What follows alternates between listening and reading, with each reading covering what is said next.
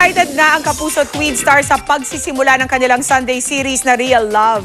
Nauuwi na nga ba sa totohanan ang kanilang mga eksena? Alamin sa chika ni Lars Santiago. Stars of the Future ang tawag ng marami sa siyam na twin stars na itinatampok ng GMA sa espesyal na 2-month episode ng Sunday series na Real Love. Pinangungunahan ni na Barbie Forteza, Joshua Junicio, Bea Binene at Jake Vargas kasama ang iba pang kabataang bituin sa episode na pinamagatang Twin Hearts na mapapanood simula sa Linggo pagkatapos ng Party Pilipinas. Hindi na po mawawala ang pressure sa amin kasi syempre kami lahat ang bida sa show.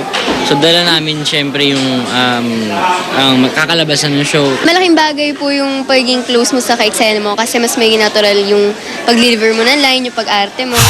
Hindi naman maiwasan ang kanilang mga taghanga na i-link ang magkaka-love team na twin stars sa isa't isa. Pero dahil mga bata pa, hanggang puppy love lang daw ang pwedeng maramdaman nila at alam daw nila kung ano ang puppy love. Hindi mo po alam kung nandyan na yung love. Pero hindi rin po alam kung love na ba talaga yan or crush-crush lang. Kakaroon ng confusion about love mo siya pero crush mo lang siya. Sino ba ang itinuturing na puppy love ng GMA Twin Stars? Klase ka po yun. Si Dennis Trillo, tsaka siya. Bakit? Bakit Sorry, sinawatan ang sabi ni Joseph? Ba't Ano ganun? bakit? Di ba para isa lang naman? Ako kini-question. Oo nga, ikaw. Sige, hindi na. Si Bea, Rachel.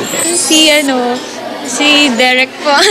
Ako po, si Rian Ramos po. Pero sa grupo, si Luis po. Lars Santiago, updated sa Showbiz Happenings.